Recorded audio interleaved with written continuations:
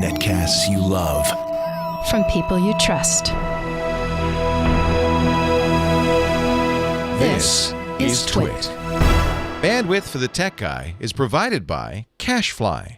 CacheFly.com. Hi, this is Leo Laporte, and this is my Tech Guy podcast. The show originally aired on the Premier Radio Networks on Sunday, October 6th, 2013.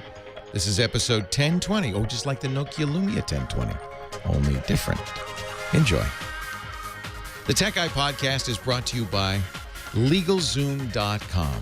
Go to LegalZoom.com for affordable legal solutions you can trust. LegalZoom's not a law firm, but you can get self-help services at your specific direction or speak to a legal plan attorney to get your questions answered and get ongoing advice. Visit LegalZoom.com and use the promo code TechGuy to get $10 off at checkout.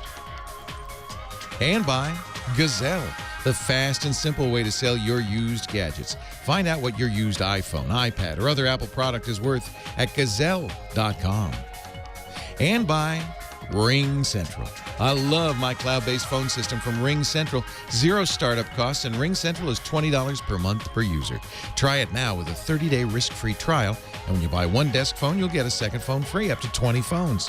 Call 800-543-9980 or visit ringcentral.com and use our promo code TWIT. Well, hey, how are you today? Leo Laporte here, the Tech Guy, and it's time to get together. We're talking about computers and the internet. We talk about smartphones. Oh, there's a lot of cool smartphones out there now, huh? We help you choose them. We help you upgrade. We help you figure out how to use them. Every weekend at this time, if it's got a chip in it, you call me, you talk, we'll talk. We'll figure out what's going on. We'll get to the bottom of it.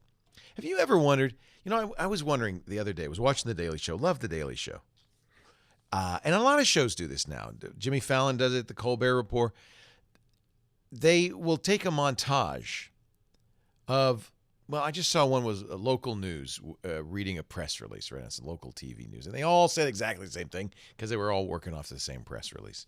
And it was kind of embarrassing, right? And then Jon Stewart gets a lot of mileage out of that kind of thing.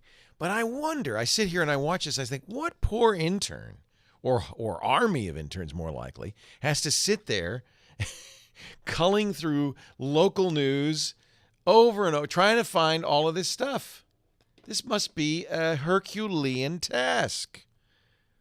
No, it's not. It's technology to the rescue, and it's fascinating. It's a company called Snapstream. Now, I've known Snapstream for years. We used to tell people about Snapstream. It was software you'd put on a Windows PC that would let you do a DVR and turn it into a home theater PC. It was pretty good software, too.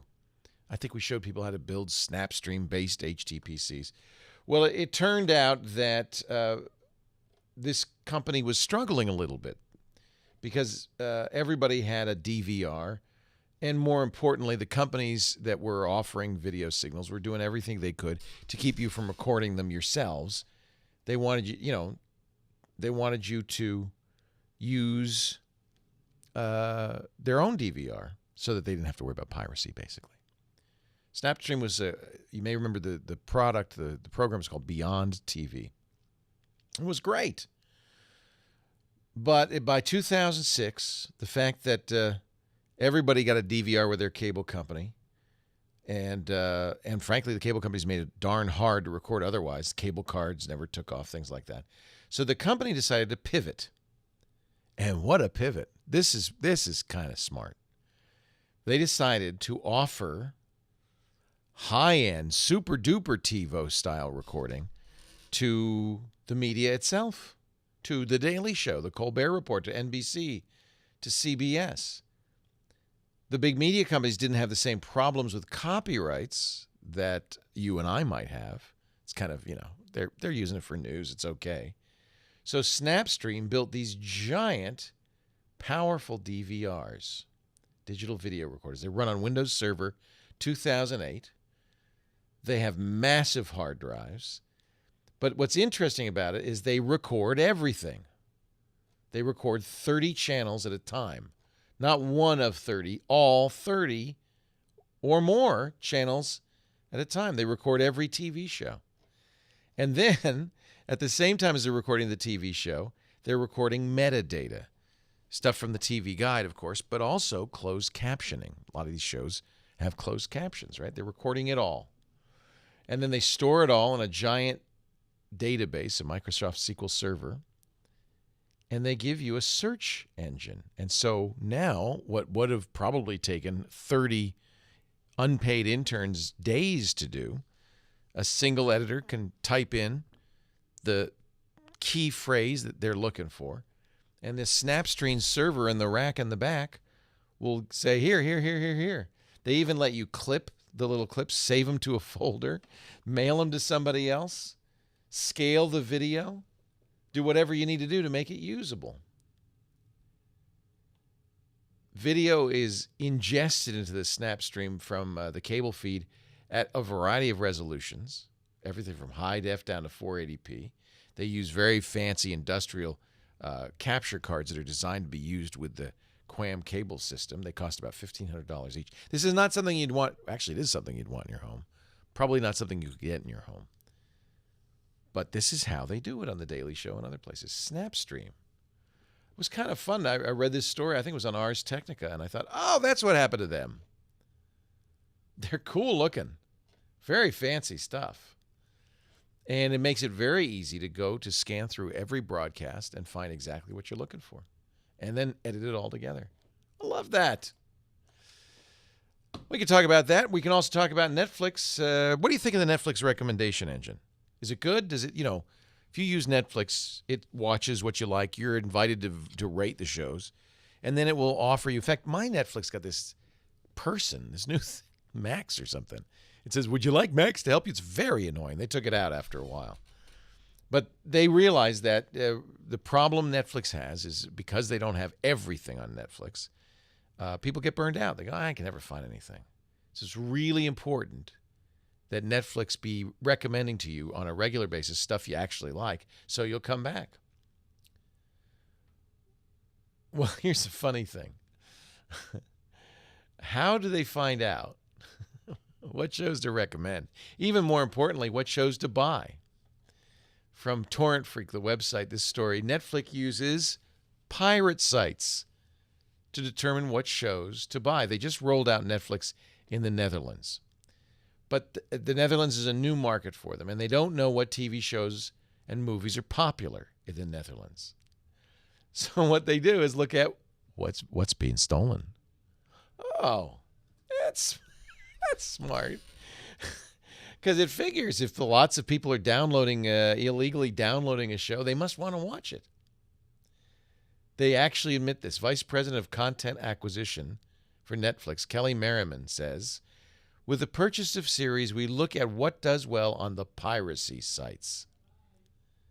They bought a show called Prison Break because it's exceptionally popular on piracy sites.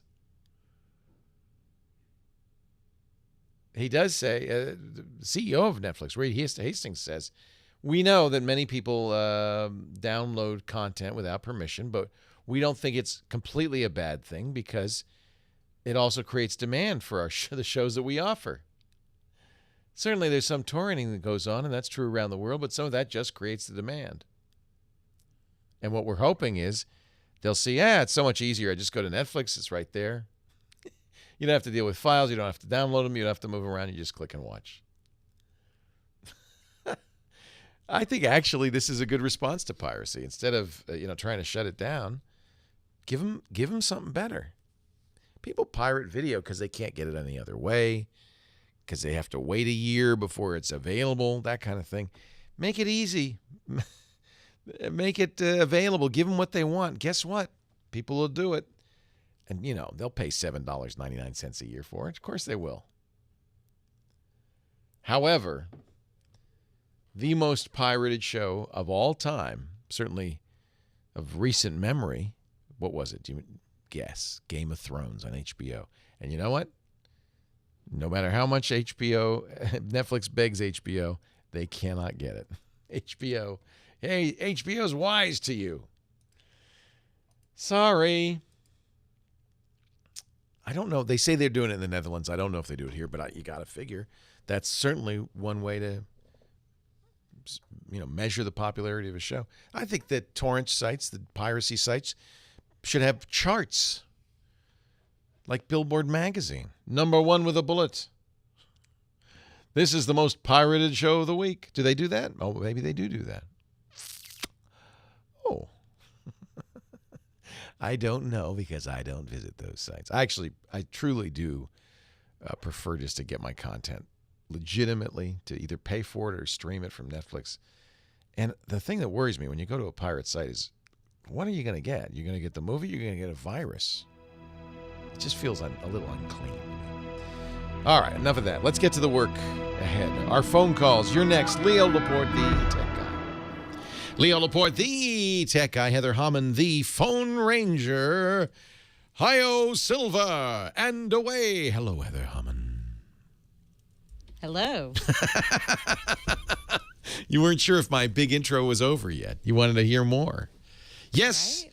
A fiery steed, a cloud of dust, and a hearty hi-yo Silva, the phone ranger, rides again. Hello, Heather. Hey. I should take a call, shouldn't I, right now? Uh-huh. This would be a good thing to do. Do you have one for me? I do. Oh, good. It's Scott in Sherman Oaks. Hello, Scott, Sherman Oaks, listening Hello. on the great KFI. Leo Laporte here. Hi. Hi. I'm listening to you on KFI, but I'm watching you on my Roku. I love that. You can do both. Yes. Yes. Lip sync won't be so great. No, it's off a little bit, but it's all right. You're very big. Are you watching us on a big screen, really? Yeah, 51-inch plasma. That's awesome. Samsung. Yeah, it's good. So people maybe don't know this, but we have cameras on during the show because I do not only the radio show here, but I do a whole week's worth of internet TV, and so we always leave the cameras on. We do podcasts, audio and video of all the stuff, and you can always tune in twit.tv. You can watch live anytime. Yes, I watch Security Now and other shows. Oh, thank you. And yeah, we have a Roku app that's very good. Just look for the Twit app in the Roku channel store. Thanks to Houdini7, who's in the chat room right now, who wrote that. Awesome. Yeah. What can I do for you? I have a request and a question. Yes, sir. The request would be, could you ask Steve Gibson one day to look into Bluetooth deadbolts and stuff like that, the security? I agree, because I would love the idea. You know, Schlage is making them. Lots of companies are making them. Yeah. Yeah. And there's been Kickstarter projects, too, where you can walk up to your door and unlock it via your iPhone. Yes. I would like to know how secure those are. I would, too, and I'm sure it's very dependent on the implementation. Sure. But I think it could be made secure. You just have to have, it's similar, in my opinion, it sounds like it's similar to garage door openers. Right. There are garage door openers that are not secure, but then there are ones that use rolling codes that are very secure. So I think it's not Bluetooth. It's not whether it's Bluetooth is secure or not. That's just the wireless carriage technology. It would be how the lock implemented it. And I would think since you're making a door lock, you'd make it pretty secure. I hope so. Now, having said that, I should also point out that door locks are mere conventions. That it is easy to get into any home, isn't it? Yes. I mean, we all act like, oh, if you lock your door, you're secure. You're not. And the reason I bring this up, it's very relevant to the conversation that's been going on for the last few months about internet privacy. And I read a great article, and I'm sorry, I don't remember who wrote it, so if you wrote it, I apologize. But it made a very good point. A lot of people have been saying, well, we've got to beef up our internet encryption so that the federal government can't listen in on us. There's got to be an engineering solution. My friend Bruce Schneier, who is the security guru, said, look, it's up to engineers. We broke it. We got to fix it. We've got to make it safe and private to use the internet. We cannot allow the government to undermine that. I'm in agreement with all of that. But somebody responded, yeah, well, with all due respect to Bruce Schneier, who's brilliant, we also have to change the mores, the expectations. Your door lock does not really protect you against somebody intruding into your home. You can go around back, break a window, get in. There's always ways to get in. If you're willing to break the law and, more importantly, break social norms, you can always get in. The door lock is merely a signal. I want this to be private. The law and social norms protect us against somebody bypassing it. And encryption on the internet, yes, the NSA, we have learned, can break through this encryption. Absolutely. But encryption on the internet A, we could make it stronger, and we should. But B, is also, like a door lock, a signal to authorities and others that we want this to be private. And the law should protect us. I believe it does, but I think the NSA ignores the law. But maybe members of Congress could step up a little bit and start protecting us. The law should protect us. Social mores should protect us. If you've got encryption turned on, even if the NSA could listen, they shouldn't. And I believe the U.S. government has really, frankly, betrayed us. I understand why.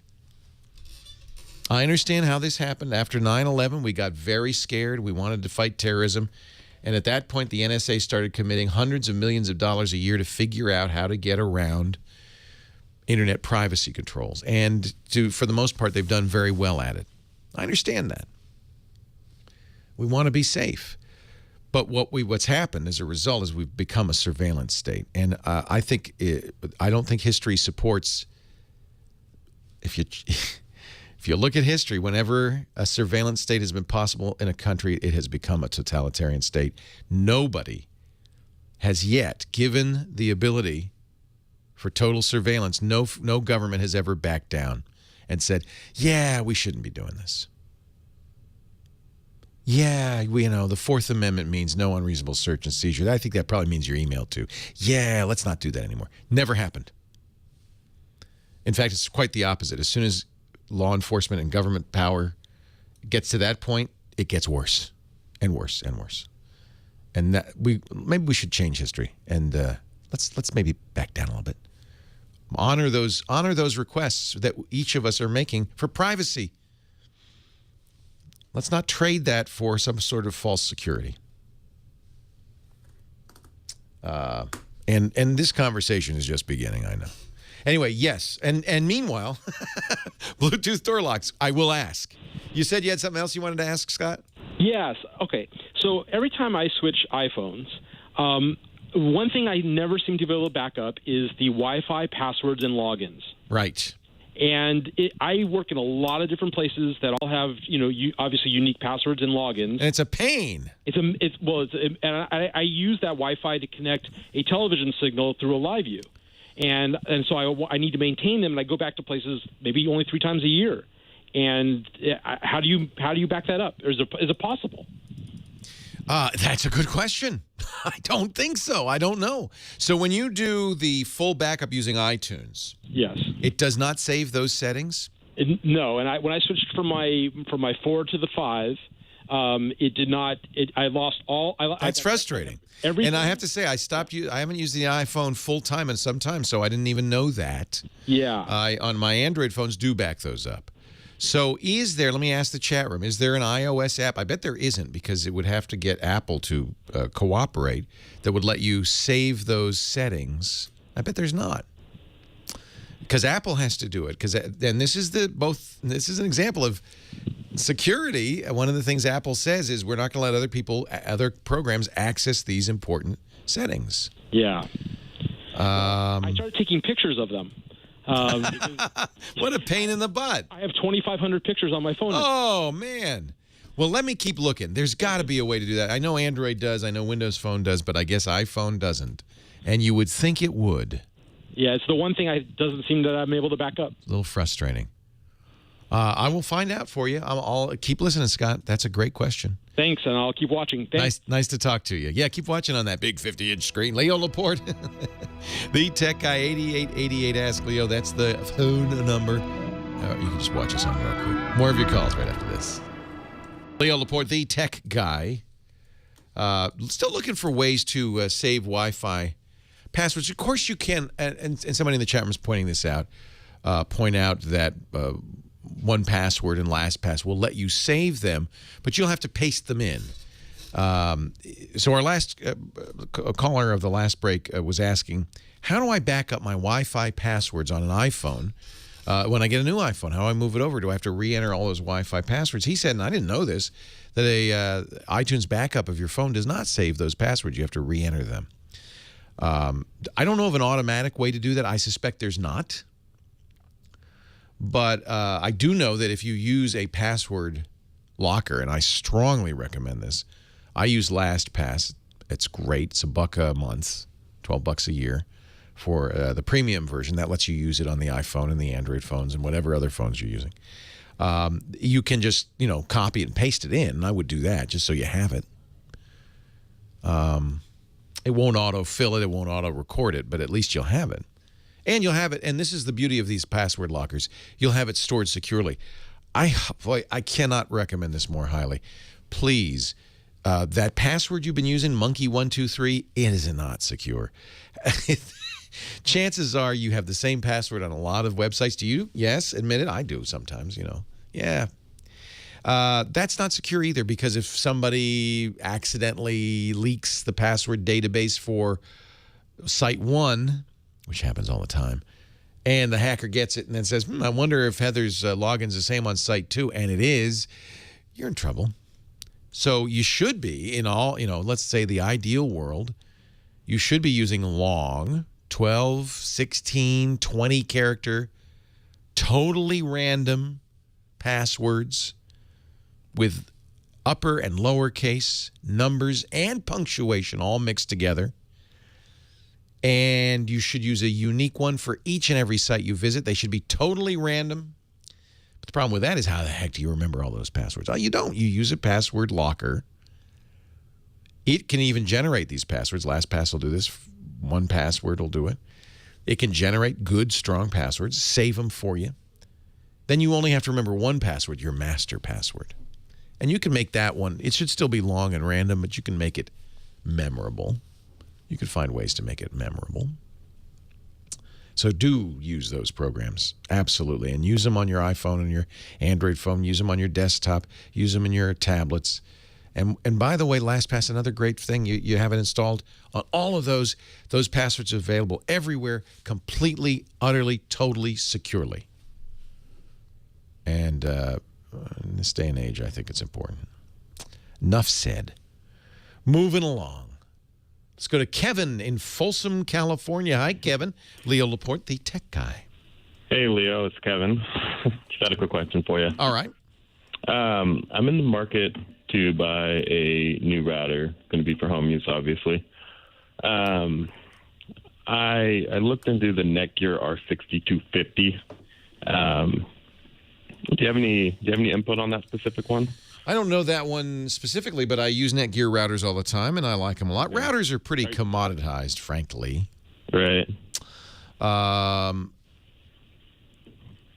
Somebody's saying in the chat room, this is true. On the new iOS 7, that's right. There is now password syncing.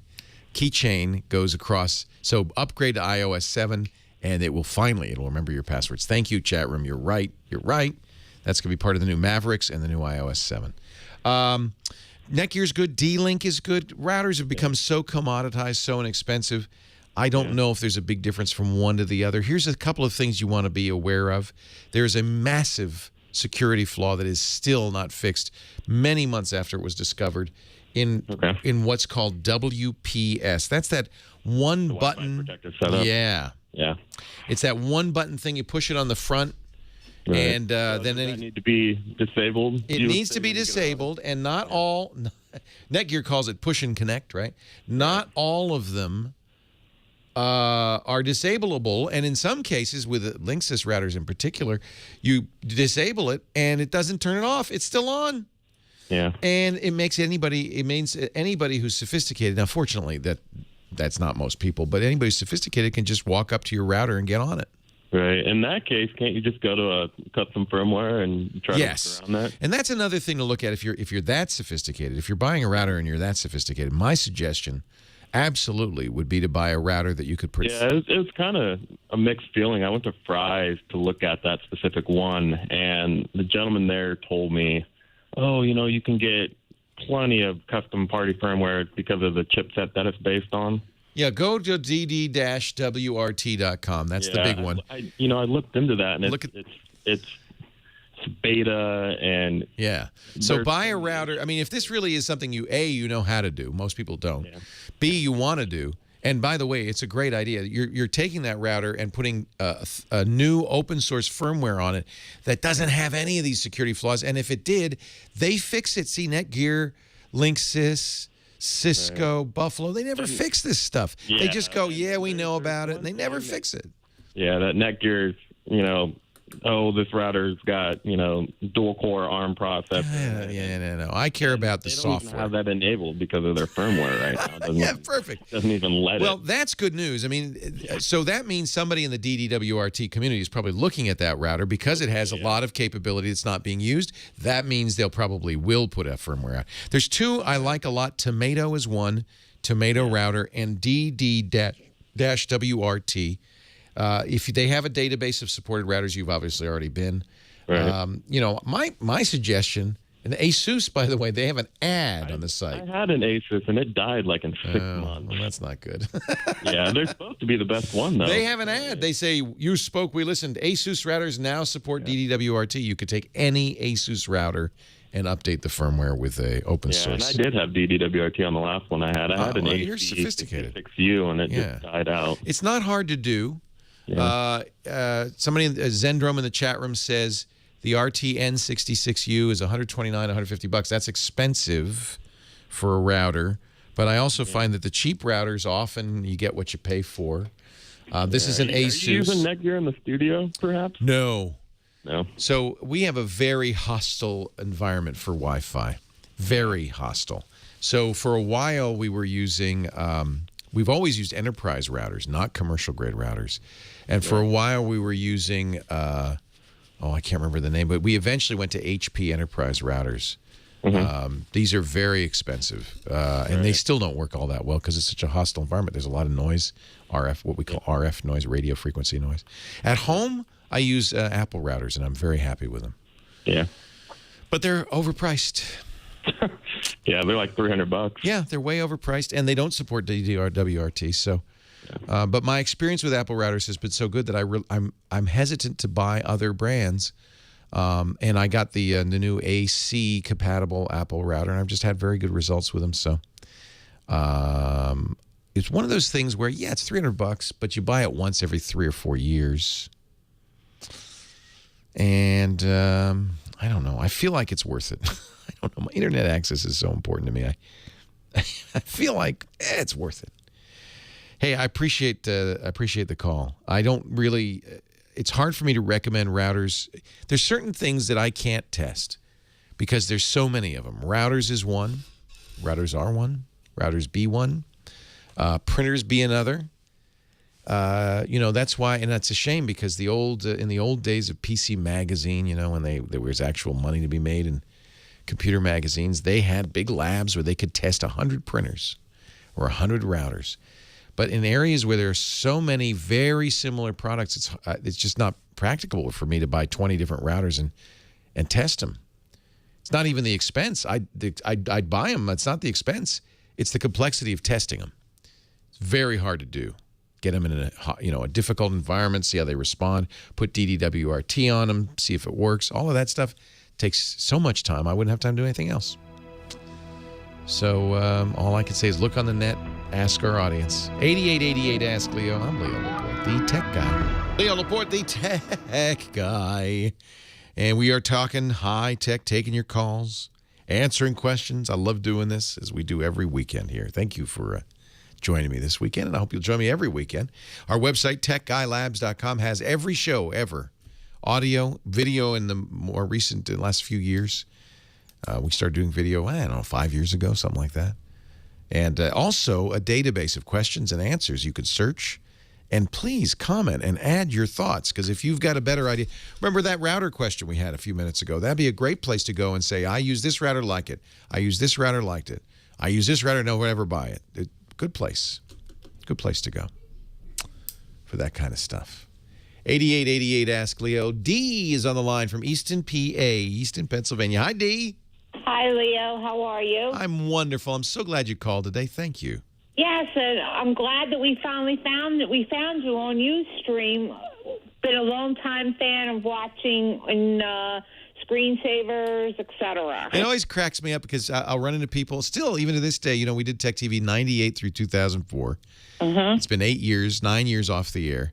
Still run into people say, whatever happened to you? Yes. I missed it. But now I got it. Whatever happened to you, Leo? Well, I started this, podcast network. It's basically Tech TV all over again on the internet. Yes. Yep. So my question is, because currently right now, I have Norton's 360 antivirus program. Oh, you do a search on YouTube for Leo Laporte and Norton 360. You'll find a video of me stomping on the box. I hate it. You and me both, D. It slows down my computer. Yeah. It's a bad idea. The other thing is that I constantly get these things, and I don't know if it's Java is the problem or whatever, that I need a Java update, and when I go and I look and they say you have the current version of it, it just slows my computer down. Yeah. So I just want to know, do you have any idea of what recommend? Yes. You know, what happened with Norton, and I feel bad, it's not their fault, it's our fault in some ways, is people started looking at, this goes back to the days of, as mentioned, PC Magazine. People started looking at the reviews, and they looked at those things in the reviews, the check boxes. You know, they do all the different antiviruses, and they'd have a big row of check boxes. Oh, does it do this, does this? And people started buying. In fact, the companies would put these check boxes on their advertising. They put it on the back of their box. People would start buying stuff based on the number of check boxes on the software. Mm-hmm. And the problem with that is the programs like Norton 360 just became bigger and bloated and huge. They'd slow it down. And so by now, that thing, it's got all the check boxes, but you wouldn't want to put it on your computer, would you? So get rid of it. You don't need it. And now uninstalling it's a little challenging because it is an antivirus, among other things, a security program. So they don't want it to be too easy to uninstall because they don't want malware to uninstall it, right? So run the uninstaller, but then go to the Symantec site, and there is a Norton uninstaller. You can Google it too. That will go even farther. It will really get rid of it all. Good. Yeah. And then now it's gone. And sometimes I have to say, this thing puts its hooks into your system. Sometimes taking it away can mean your internet stops working. So it might be a little challenging. You might want to read some articles about how to uninstall Norton 360, but there will be good articles online to do that because you're not alone. Good. Now, I think, what version of Windows are you running? 7. Okay, I think Windows 7 is pretty darn secure and will remain so for some time to come. So here's what I would suggest doing. You do run Windows Update, right? Yeah. Make sure it's turned on, that it happens automatically. Whenever there's an update, it's installed immediately. That's the first line of defense and very important. There also in Windows 7, you can download, and I would download it, Microsoft Security Essentials. Okay. That's free at Microsoft.com/Security Essentials. Okay. It comes with Windows 8. You don't need it anymore. But in Windows 7, you had to install it by hand. And I think you're in pretty good shape at that point. Okay. That's the minimum. That cost you nothing, and you got rid of Norton 360. It does not bog down your computer. It isn't the world's best antivirus, but even the world's best antivirus won't protect you if you're not careful. If you especially if you have teenagers. Teenagers, they put music downloading programs on there. They download stuff willy-nilly from anywhere. They don't pay any attention. Mm-hmm. That's where people get in trouble. Be careful about where you get files from. In order for a bad guy to attack your system, he has to get you to run a program. So, they'll put links on your Facebook that say, hey, D, you won't believe what you did last night. And it'll come from a friend of yours with your name on it, but it was because the friend got hacked. Right. And the link isn't to YouTube, even though it looks like it is. And it says, you got to update Flash. Mm-hmm. And you say, I got to update Flash. And you update it. And it wasn't Flash. It was bad stuff. So it's stuff like that. You should have an alarm bell in your brain. That anytime somebody gives you a link in an email, a link in an instant messenger, a link on your Facebook or Twitter, always be very cautious about clicking on it.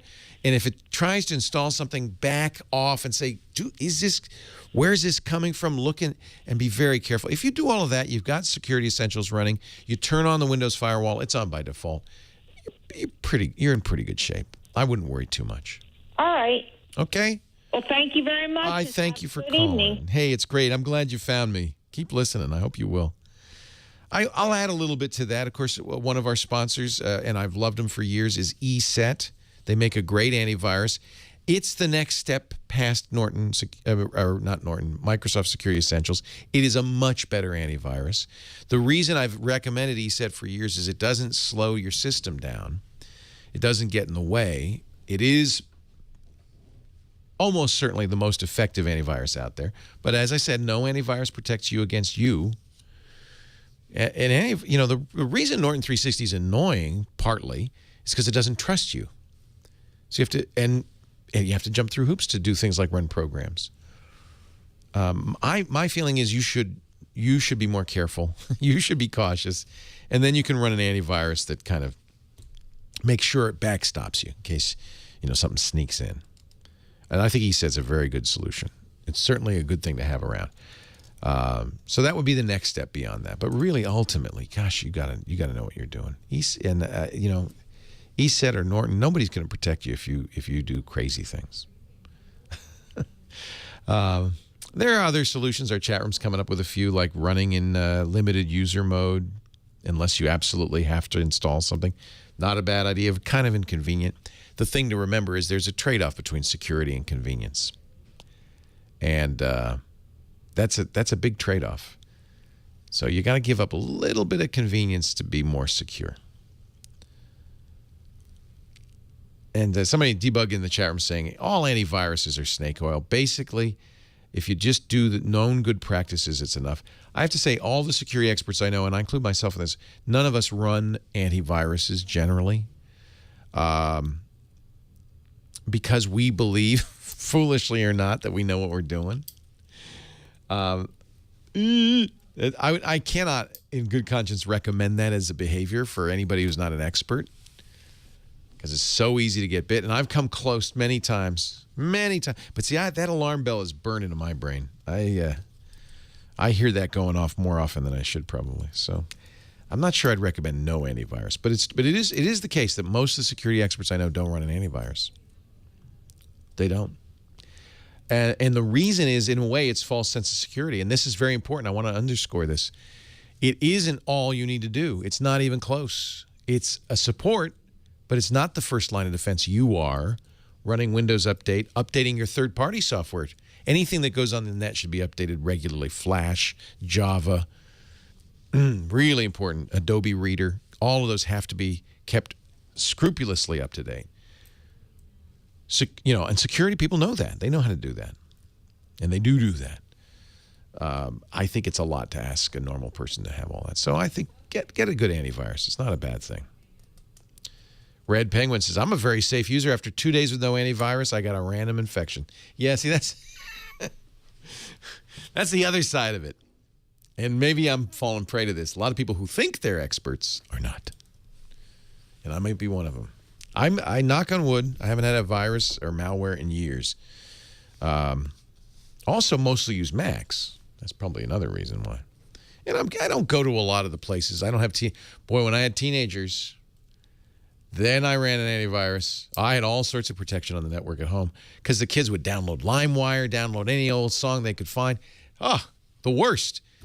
If you know somebody who's got teenagers using those computers, you know somebody who has a virus. Guarantee you. 8888 Ask Leo, that's the phone number. We're going to take a break. Your local news coming up next. We're going to come back and answer more of your calls, have some more fun. You're listening to The Tech Guy Show. I'm Leo Laporte. I am the Tech Guy. Tech Guy broadcast today brought to you by our good buddies at Legalzoom.com.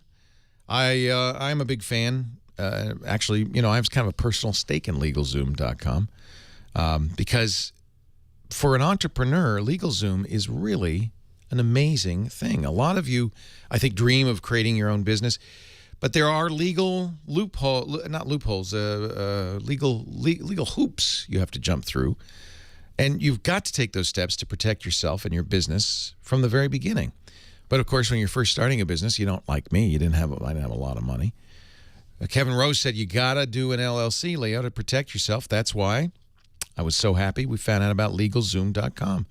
Like me, over the past 12 years, 1 million business owners have trusted LegalZoom to help start their business. They're going to save you a lot of time, a lot of money. You don't need a lawyer for a lot of the business that you have to do. You just need the right forms, and LegalZoom is going to help you. But they're also going to provide the self-help services you need to form an LLC or get a DBA or incorporate or whatever. even with an attorney if you need, because they've pre-negotiated very low rates, flat rates, with attorneys in almost every state. You can choose the attorney based on their profile, unedited reviews from their users, and you'll know exactly what you're going to pay up front. You can get that phone advice, which is really, really nice. That's a nice new feature. Get an LLC or a DBA, incorporate or form a nonprofit for just $99. That's nothing. And by the way, they also do stuff for personal use, like last wills and testaments, trademarks, patents, protect your family, bankruptcy, divorce, immigration, personal injury. They do this all. Here's a big one. Everybody should be doing a healthcare power of attorney. Oh, man. Very easy to do at Legalzoom.com. Check it out. And if you decide you want to use their services, please use the offer code TechGuy on checkout. We're going to give you $10 off, and they're going to know you saw it on the Tech Guy Show, and that's good news for us. Legalzoom.com. Please, when you check out, use the offer code TechGuy, all one word, for $10 off. Leo Laporte, the Tech Guy. How you doing today? Hour 2 of the Tech Guy Show. We're talking computers and the internet, high tech. Our website is ready and available for you. James DeRuvo has been writing things down as I talk about them. He's putting it up on the website, techguylabs.com. You'll find our phone number there. You'll find the chat room there. Audio and video of previous episodes. We make those available for download. We also put them up on YouTube. Look, any way you want to watch it, I'm cool with that. Just make sure you watch it. And we can do all that, and it's always free. We'd never charge for the podcast for access to the site or anything like that. Thank you, our sponsors. Make that possible. Thank you, sponsors. techguylabs.com. All right. What happens when a big email provider does something that makes its customers happy but makes spammers a little unhappy? Have you used your Gmail lately? I've become a big fan of Gmail. I was a little skeptical about this. Is the Google Mail service. I didn't like it for a while because it was so kind of alien to the way I do email. I've traditionally in the past used a desktop email client, a program running on my computer like Outlook or Outlook Express, Microsoft Live Mail, Apple Mail. It's running on the desktop, and that downloads the mail, and then I can read it offline, answer mail, and then it'll log in and send it. And I just find that easier. I just like it. Seems like it's more capable. I can have lots of filters and so forth. Google came along, though. How long is it ago now? 6 years, something like that, and offered this amazing service. First it was a gigabyte of free storage. They said you never have to erase a message. Store it all here, and it's free. Well, of course they don't want you to erase a message, and the reason it's free is because they put ads on the page, and this bothers some people. It doesn't bother me, but it bothers some people. Google looks at your emails to see what you're interested in, and then uses those keywords to put ads up there, and that bugs some people. It's free. There's a reason it's free. They're selling you ads, so that's the way it works. That's why this show is free, because we got ads. If you don't like that, okay, it's fine. You don't have to use Gmail. And in fact, Google even lets you kind of control whether this, quote, ad customization, that's what they call it, happens. Anyway, Gmail's been trying for a long time. I think they realized anybody who uses email, anybody who gets a lot of email realizes email's broken. It's hard to categorize it. Spam's less of a problem. In fact, Gmail does a great job with spam. They use something called collaborative spam filtering. When you get a message you feel like is spam, you press that button. There's a little spam button at the top of the page, and you're sending a signal to Google. I think this is spam. Enough people do that, and they don't talk about how many, but I bet you, 10 people do that. Then Google says, you know what, it probably is spam, and they just filter it out, and you never see it again. Google's spam filtering is fantastic. It solved the spam problem, I think, once and for all.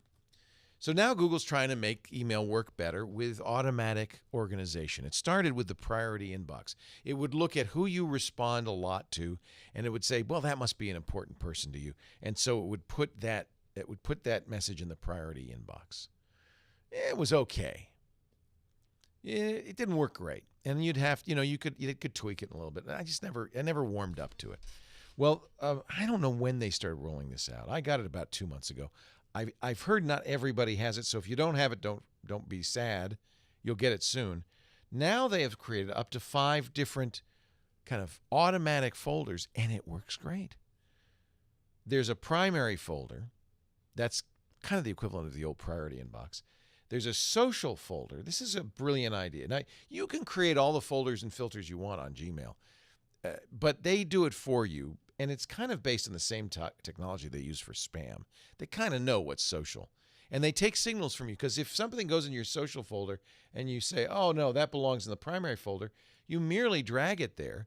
Google will learn that, put it in your primary folder from now on, and I presume starts observing that and does the same for others.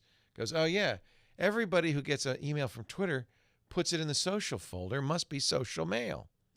So they've got, and you can turn these on or off if you want, individually, or I have them all on. I love it. So there's primary, there's social. That's mail from Twitter, Google+, from my social network, Facebook, that kind of thing, YouTube. There's promotions.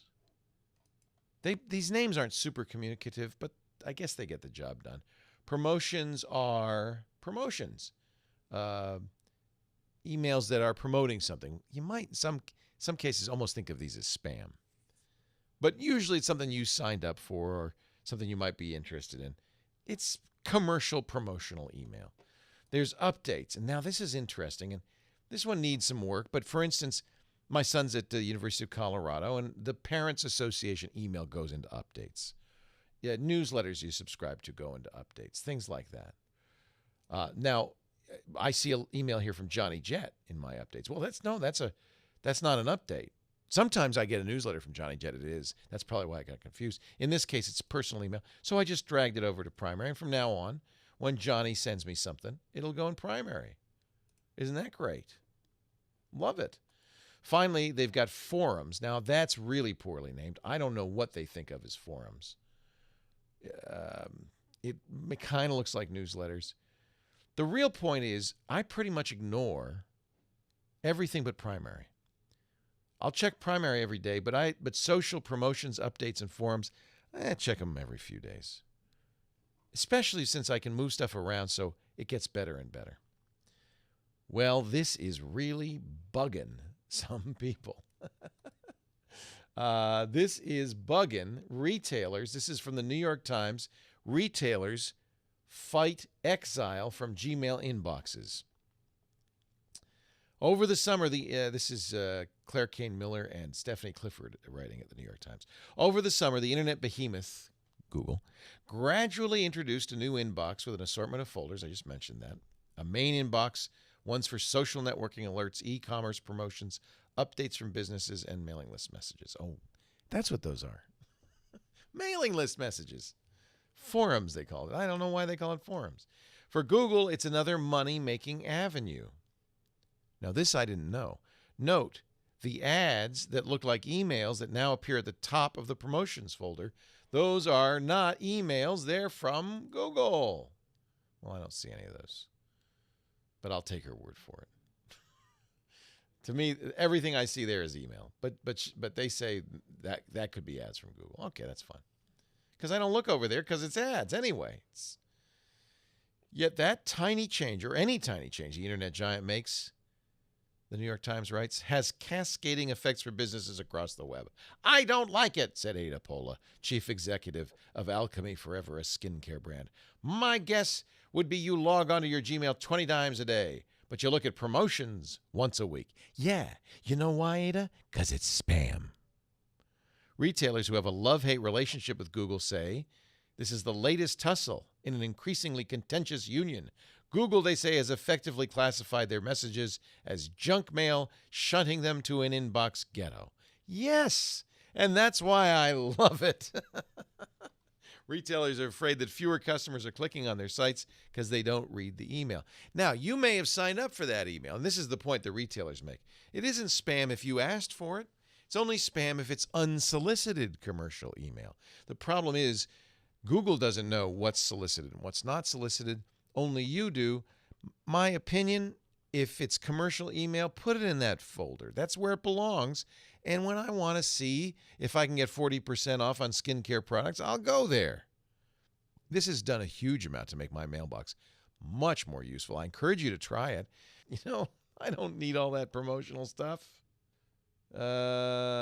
If you want, move it to your primary inbox. Otherwise, thank you, Google. You're doing me a favor. And email is a lot better. Finally. All right, 8888 Ask Leo. That's the number. Leo Laporte, I am the tech guy. Your call's next. Leo Laporte, the tech guy. Getting back to the... Oh, I'm sorry. Did you want to say something, Heather? I see you. I see the little red light above your head. Oh, you do? Yeah. You didn't know there was a little red light? You're good? Can I get you a cup of coffee? Anything? That's a good sound effect. Hot. You know, people come to San Francisco. It's so funny. We're in the Northern California area. And they come in June, they come in July, they come in August. They come wearing shorts, short sleeves, tank tops, and they take a walk on the Golden Gate Bridge. And it's so much fun to drive over the Golden Gate Bridge in June, July, August, and watch them freezing their little tourist buns off. The misery. They're on their so faces. cold. They said, "This is summer. What's wrong?" No, you come to San Francisco, you come in October. That's when it's hot. Who knew? It's burning up today. September and October are the hottest months. It is the time to come to San Francisco. It's sunny. It's unbelievable. Much nicer. And on that note, I go to line 4. Matt in Portland, Oregon. Hi, Leo. How you doing? Hi, Matt. How are things in Portlandia? A little rainy as usual, but, you know, we're dealing with it. Is there a time of year one should go to Portland? August. August is fine, That's the sunniest time. Okay. Yeah, the rest of the year, if you can handle the deep depression that sinks in, you'll be fine. But August. I love living where we live because we get a lot of sun. It's nice. We get rain. We get a rainy season, but I don't know if I could stand the weather up there. Yeah, it's a bit much. What can I do for you? Well, speaking of the Northwest, I had a question about Microsoft.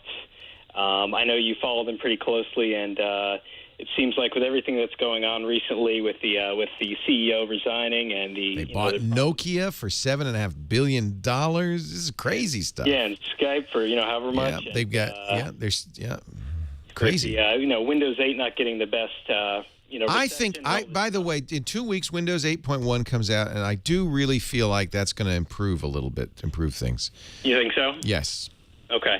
Well, I guess my question was that they really, they have the business market pretty much cornered, and they do that very well and everything. But I'm wondering what you think the future of Microsoft is, because all these consumer products they make there, a lot of them are just kind of copycat products and stuff like that. And I think it's dim. I frankly think it's dim. The Microsoft acquisition of Nokia was, in my opinion, a Hail Mary play. Mm-hmm. Now, Microsoft's still highly profitable. Their revenue is billions and billions of dollars a quarter. Their profit is billions of dollars a quarter. So they're not going away anytime soon. But I don't feel that they are the company to watch in the 21st century. Well, and I think that's my problem, is that they have so many talented people there and so much money that they could be doing these awesome things like Google and Apple, but they're kind of squandering it on things, that are for technology enthusiasts like you and me that aren't that fun and new and exciting, and I just feel like it's a big waste. Well, and you know what happens is all of those bright minds want to work for a company, that has a stock price that's going up because they're paid partly in cash, but partly in stock options. And B, they've got pride. They want to work for a company where people say, oh, you work for Microsoft? How cool is that? You work for, now think of what company you're going to get that reaction. You work for Microsoft? You work for Google? How cool is that? You work for Facebook? How cool is that? Apple? How cool is that? So, if you're a really good, and this is actually a problem all of these companies are facing right now. Mark Zuckerberg took the stage at a Facebook developer conference, said, please write software, learn to be a developer. The good quality engineers are very hard to find. Are you a programmer? Are you in the business? I am. I'm a web developer. You picked well coming out of college. Yeah, I think so. Things are going pretty well. They're going well. You are in demand, and if you're really good at it, the sky's the limit. And in fact, I asked this question the other day I had a panel of experts, and I said, well, if you're coming out of college, which company should you go to work for? And they said, no company. The smart people coming out of college are starting their own businesses. They're doing startups. Absolutely, yeah. You'd be crazy to go to work for Google or Microsoft at this time. It's done. Start your own Google. Yeah, Microsoft feels like the place you go if you want to kind of have a 40-hour-week job and kind Perfect. of, Right. do that kind of thing. And if that's the quality of people Microsoft's hiring and can hire, they got problems. Absolutely. Those are not the innovators. Those are not the people who are going to change the world. Those are the people who are going to maintain the code and make sure it works pretty reliably going forward. Where's my red stapler? They're not. They're not the kind of people that. So it's a vicious circle. As the company's reputation goes down, their stock price flattens. It gets harder and harder to get the kind of people that can turn that around. But that's why I say it's a Hail Mary, because how do you solve that? You acquire a company that does have good engineers, and I think Nokia. Well, here's the problem with Nokia. Nokia has great hardware engineers. They don't have very good software engineers. Maybe Microsoft can say, look, we needed hardware innovation. We bought it.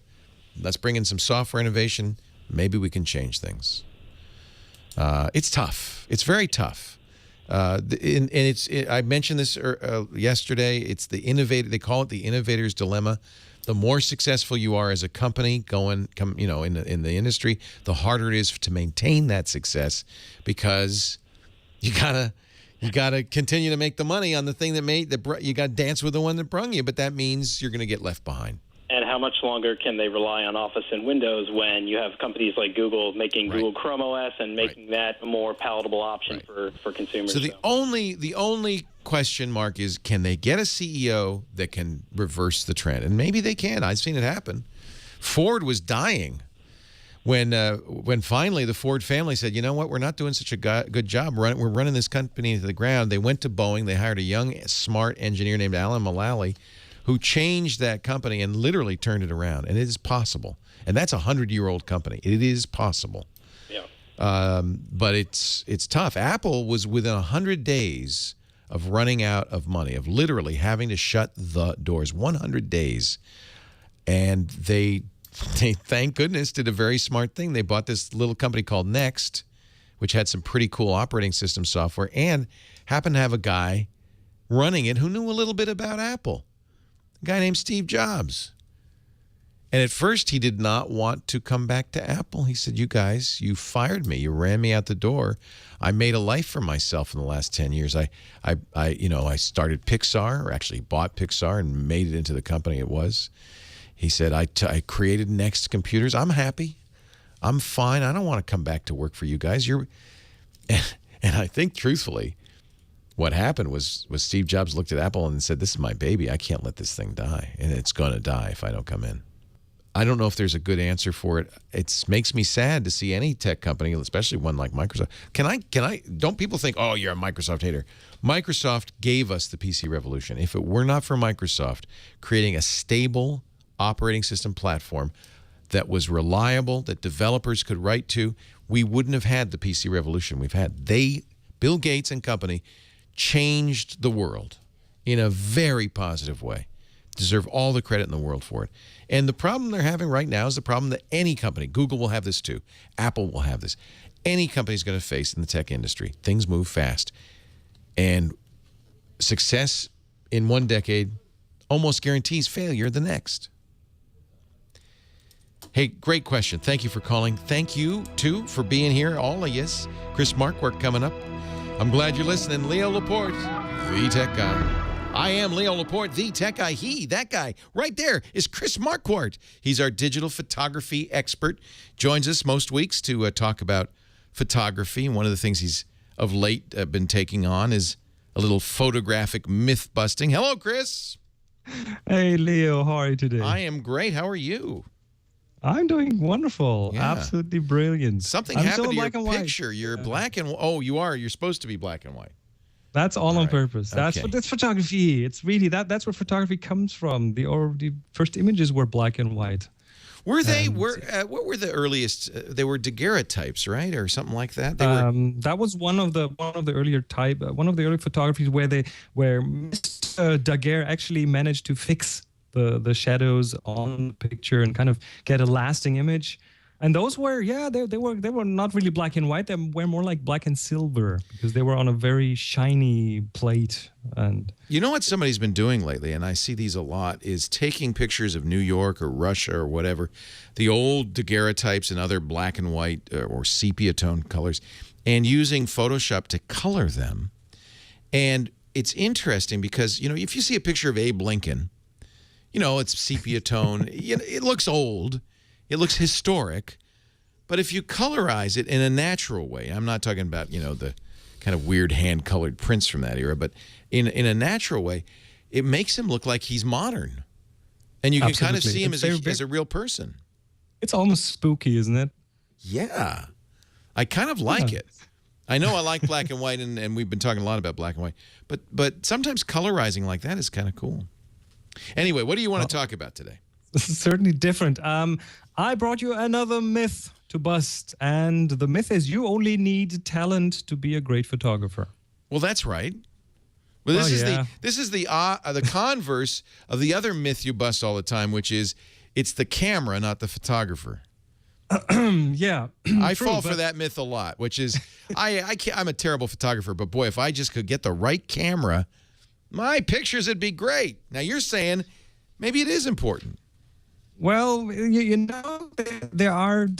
there's this common misconception that there are some prodigies out there. They go out, they take one picture, they win the Pulitzer Prize. But that is just a fiction, right? The question is, Leo, how do you become good at something? Well, probably the same way you get to Carnegie Hall. Practice, practice, practice. Exactly. You have to learn the ropes. And I'm bringing this up because recently I found a video on YouTube recorded by a photographer called John Free. He has been a documentary and a street photographer in LA for over 30 years. So he's had a lot of practice. And he said something along the lines that I found really, really interesting, is that you practice baseball, you practice the guitar until your fingers bleed, you practice the tuba, you practice singing, you rehearse a play, you practice football and running. But next time you see a photographer, ask them what they do for practice, what their practice schedule is. Oh. And they will probably look at you like you're crazy. Yeah, I don't practice, I shoot. Exactly. And sometimes, and I see that on the workshops sometimes, that photographers with a really good eye, with a really good sense for timing, really don't get the shot because they don't have the muscle memory down to get the focus exactly where they need it, or the exposure where it should be, or to get the colors the way they want them to. So what should I be practicing? Well, practice. I mean, those are the three key things. If you have a camera, go out today, take at least 10 photos of things that interest you, because that always helps. Yeah. Doesn't have to be art, right? This is practice. This is like playing the piano and really boring stuff. But at least those three things. Get the focus where you want. Focus on something close, get the focus there. Focus on something far away, get the focus there. Learn about those focus points in your camera. You have a camera manual, right? That's not just that thing that you leave in the box and I should read that, throw away. That is something to read. If your pictures come out too dark or too bright, there is something in your camera called exposure compensation, which can help you get pictures brighter when they're too dark or darker when they're too bright. Again, it is in most camera manuals, it's explained really well. So they are definitely worth a read. And the third thing is, if your colors don't look right, there's a tool called white balance. And again, that's explained in the manual. Set the right white balance.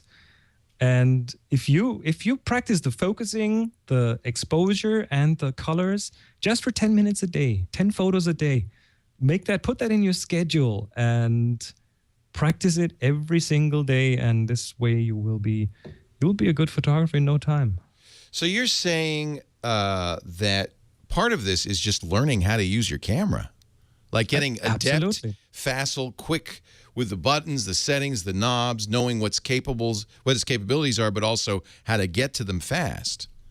Imagine you see something unfold, a situation unfold that is like, photographic gold. I don't know, a child holding an ice cream cone, looking the other way, and a dog walking up, starting to lick the ice cream cone, or something like that.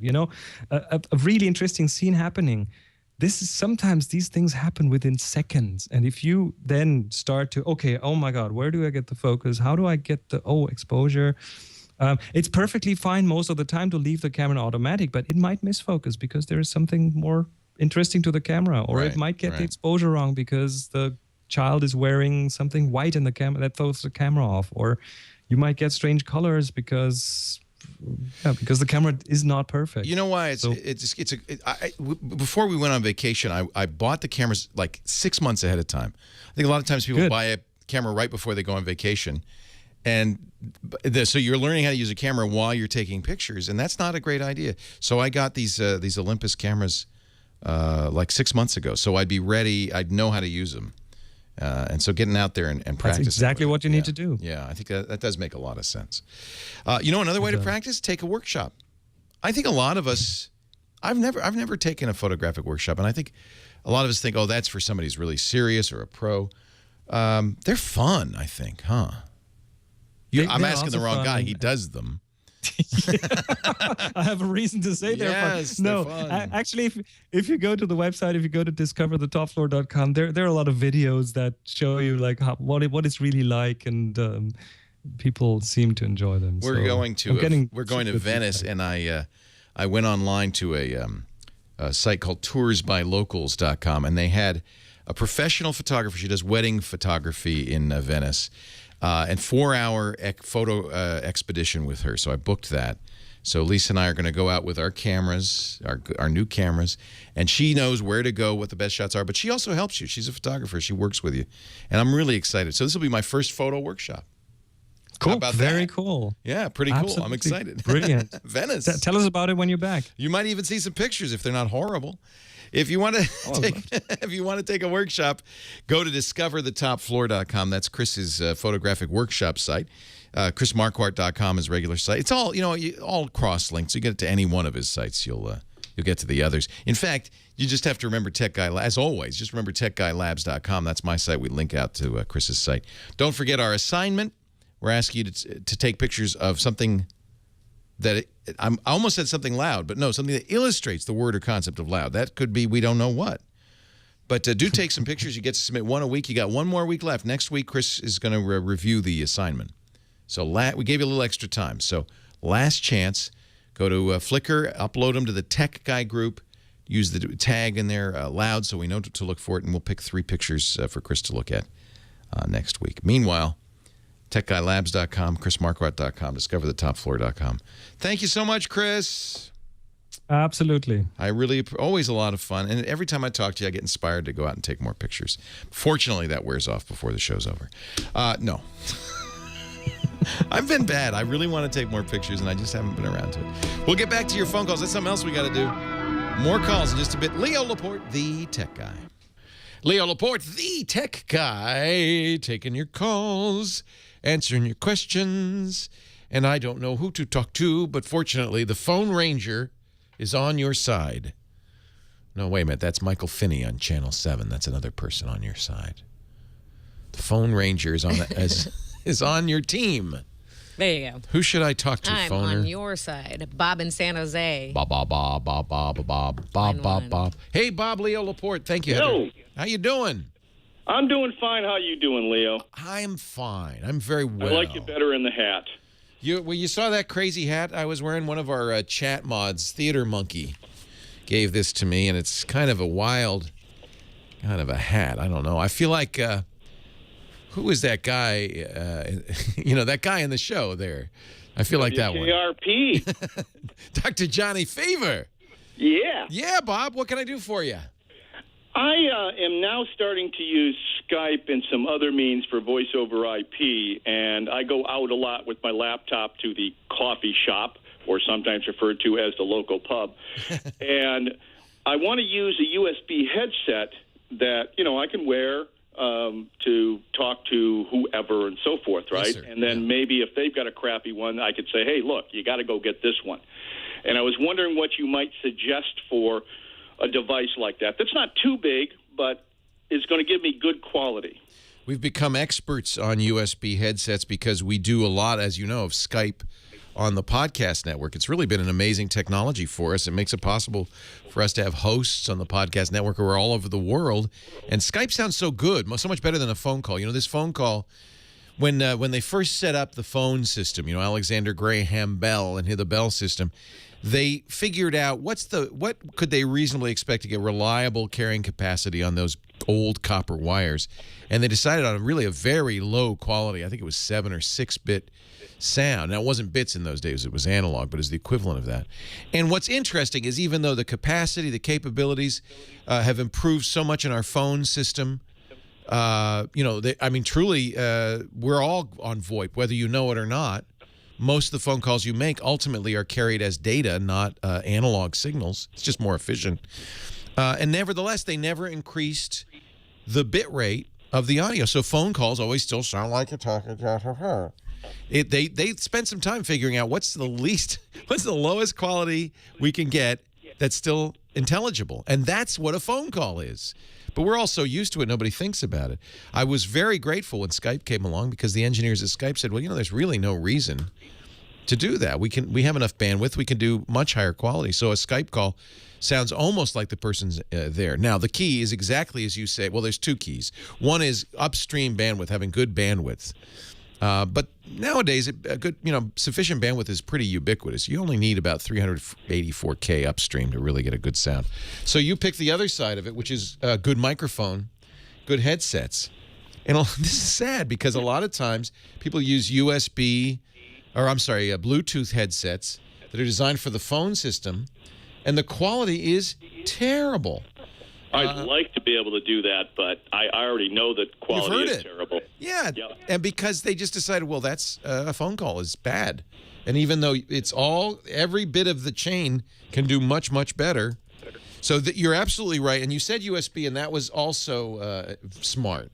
Because you can, most headsets are analog. You plug them into the jack on the laptop computer.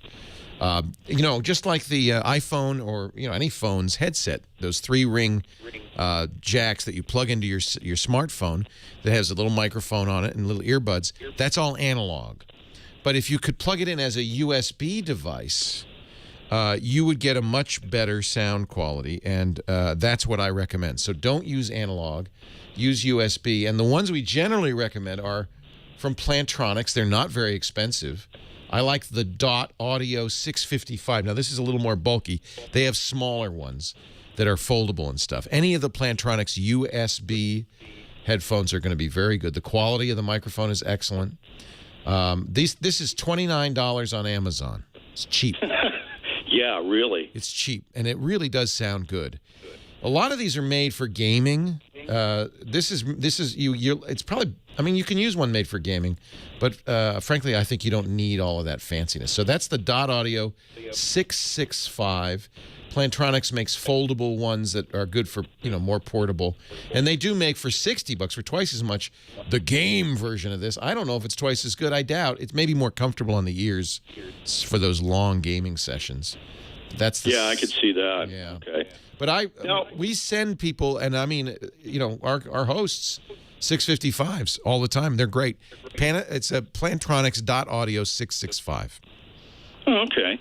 Now, just a follow-up question on that.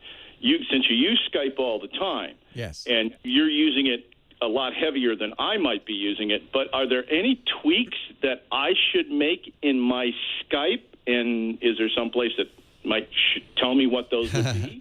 Well, we do have, believe it or not, on our wiki, and this would be a good place to start, wiki.twit.tv. There's a page on how to be a guest on Twit. wiki.twit.tv. We'll put this in the show notes at Tech Guy Labs. And it has some Skype settings, but some of those have been obsoleted. When Microsoft bought Skype, they changed in a very significant way how Skype works, and I think they changed it for the better. When Skype was first created, it was created by two guys from the Netherlands who had made their bones, had become famous doing a peer-to-peer music sharing network called Kazaa. So they were experts in peer-to-peer. Nicholas Zenstrom and some other guy with a trum in his name. And so what they did is they made a peer-to-peer voice-over internet system, which was actually a clever idea. In many cases, in the old days when you used a Skype call, you wouldn't go direct to the person you're talking to. You'd go through what's called a supernode, and it made it, or a number of supernodes, it made it possible for a lot of the work of the network to be done by the users of the network. When Microsoft bought that, they killed it. They said, we don't need to do super. And they were right, by the way, because one of our settings is how to avoid supernoting. Supernoting is not a good thing for quality. So Microsoft said, hey, we can afford to carry the load. So we won't make our users and their systems act as servers. We'll do it all. So some of the settings we used to recommend, for instance, use a dedicated audio port. That would prevent supernoting, and that improved it. I think having a good microphone, having enough bandwidth, really that's all. One of the things we'll sometimes do if we're not getting enough bandwidth is turn off video. When Skype will prioritize audio as it should, but adding video means there's going to be some bandwidth used for video, so turning off video is a good choice. I can't think of much else that I'd recommend, The big one is get that USB headset. Yep, well, that's what I'm going to go get. I'm going to put it on order today from Amazon. Yeah, I recommend it, and there may be others. I'll tell you what, this is what we do, and thank you, Bob, for the question. This is what we do. If we go to techguylabs.com, you'll see the question, you'll see my answer. You can actually see the audio and the video a couple of days later, so you can listen to it. But there's also a comment section. And I would love it if you'd put what you use for a headset for Skype and what you think works well. That would be great. Somebody's telling me that the Skype guys came from Estonia. Is that true? Charmin Networks? Just looking... it's too bad. There it is. Nicholas Zenstrom and Janus Fries. They also made Juiced and RDO, which is a music listening system that's still around. It was created. Kazaa was created originally in Estonia, but later sold to a Dutch company. I got it right, but you did too. Curiouser and curiouser. Nicholas Zenstrom and Janus Fries. Don't they sound Dutch to you? Actually, Janus Fries is from Denmark, from Copenhagen, and Nicholas Zenstrom is Swedish. So it's all up there in that country by the spoon, all up there. What are you laughing at? That's what I call it, the Scandinavia, Dutch, Northern Europe. It's the spoon countries. They probably wouldn't like it if I call them that. And since a lot of them are listening to this show right now, I'm probably in Dutch. But I got a good hat, and that's what really matters. Hey, thanks for the call, Bob. It's a good question, and it's an interesting story. And what's great is I think at least the cell carriers are starting to improve the quality. They now have HD cell quality. T-Mobile's offering this. I think Sprint is offering it, where they've gone beyond the 6 or 7-bit terrible phone audio, and they're getting it's somewhat better. It could be so much better. And I think once we move to LTE, which is in the cards for all wireless telephony. And that means all of your calls will essentially be voice over internet. They'll all be pure data. Maybe then, I think we should lobby for it. They could improve the quality a little bit, make it sound like you're in the same room. 8888 Ask Leo. We'll take a break for news at the top of the hour. More to come. I am Leo Laporte, the Tech Guy, techguylabs.com. Our show today brought to you by the good services of Gazelle.com. Couldn't be a better time to be a Gazelle customer by that new iPhone just out. New iPhones just out. And I think the new iPad's coming any minute now. Now's the time to go get a quote for your old Gadgerinos from Gazelle.com. Gazelle buys iPhones. They buy cell phones from a variety of manufacturers. You get your HTC, your LG, your Motorola, your Nokia, or your Samsung. They'll even buy Blackberries. You can get a quote right now, and the nice thing about this is you can lock in this quote for 30 days. So, hey, you got an iPad 4th generation. You're thinking, I think the 5th generation is coming.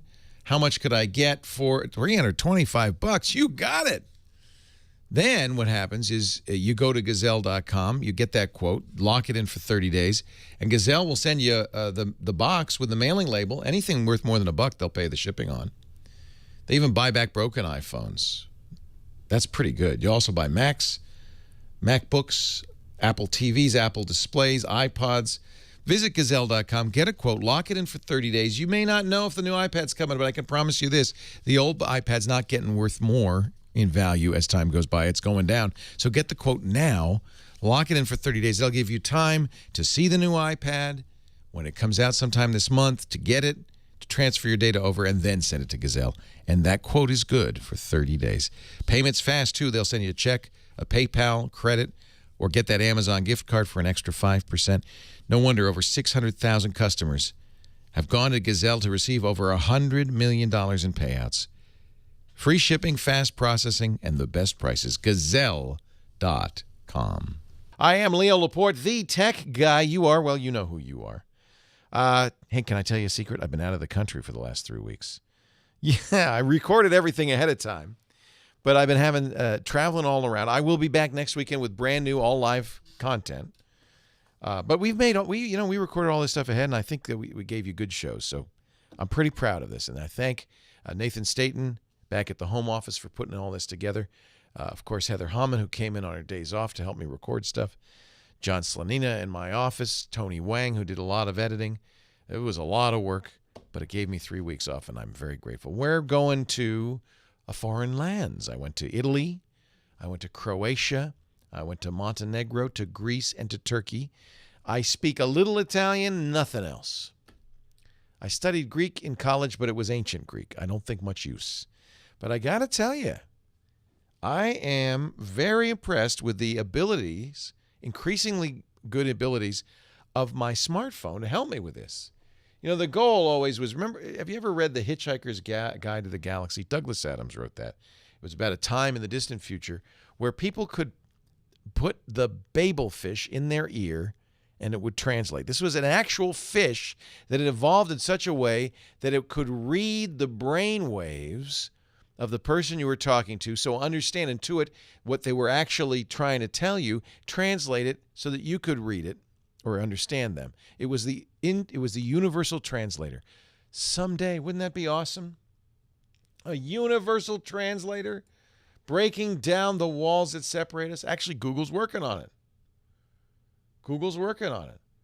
They are working towards a universal translation tool, and they're not alone. Microsoft's doing it. Facebook's doing it. Many companies in China are doing it. It's a big deal for China because the Chinese, I think, sometimes feel left out.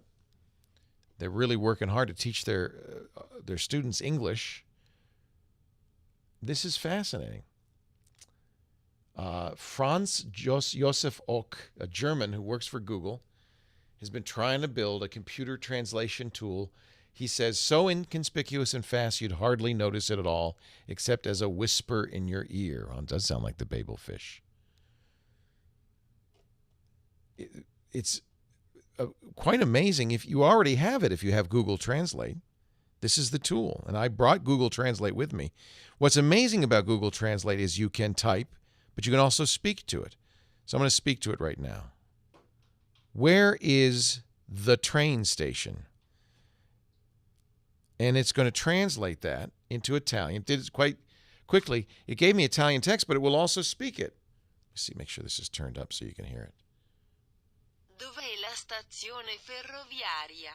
Ooh, she's got a nice accent. That did that. Dov'è la stazione ferroviaria? It did that instantly. I mean, literally.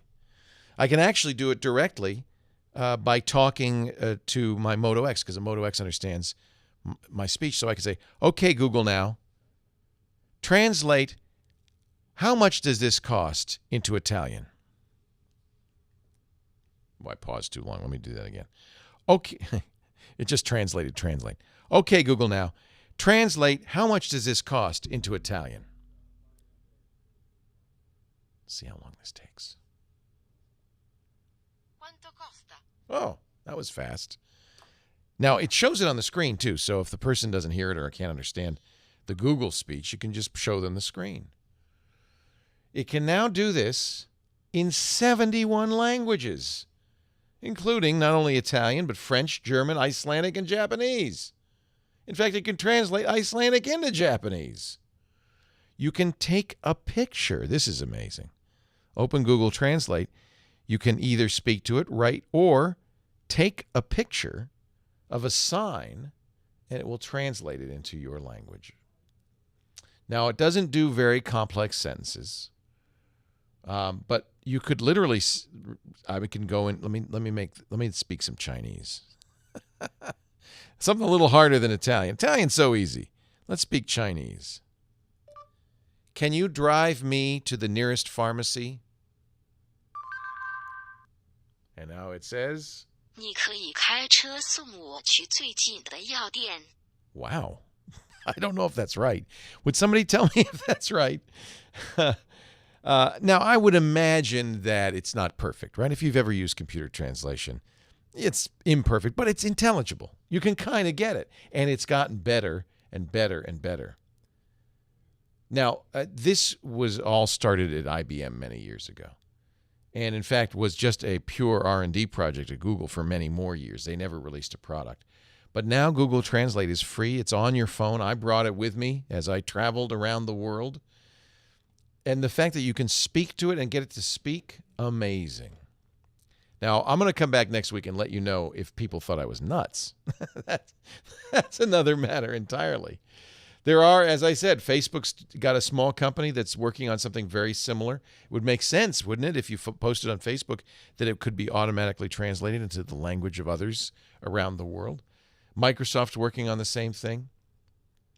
The European Union has an automated translation program it calls Matic, something like that, Matic. It's designed specifically by the folks in Brussels to handle bureaucratic languages. Bureaucratic jargon. Oh. Rick Rashid at Microsoft unveiled their translator at a conference in China. Rashid gave a talk in English. The computer simultaneously translated him into Mandarin. Not only did it do that, but it did it not in a computer robotic voice, but in Rashid's own voice. Wow. Isn't that amazing? And by the way, the article that I just read all about this in is from Der Spiegel, a German newspaper, and it was machine translated, as far as I can tell, beautifully into English by a computer. I think we're making some progress here, which actually brings me to the second story, related story, which is students have wised up to this, and they're now plagiarizing foreign language papers. Now, this is clever. Students have learned that if you plagiarize from Wikipedia, you're going to get caught. Teachers are smart enough now to enter phrases from your paper into Google search and find them immediately. You just can't get away with it.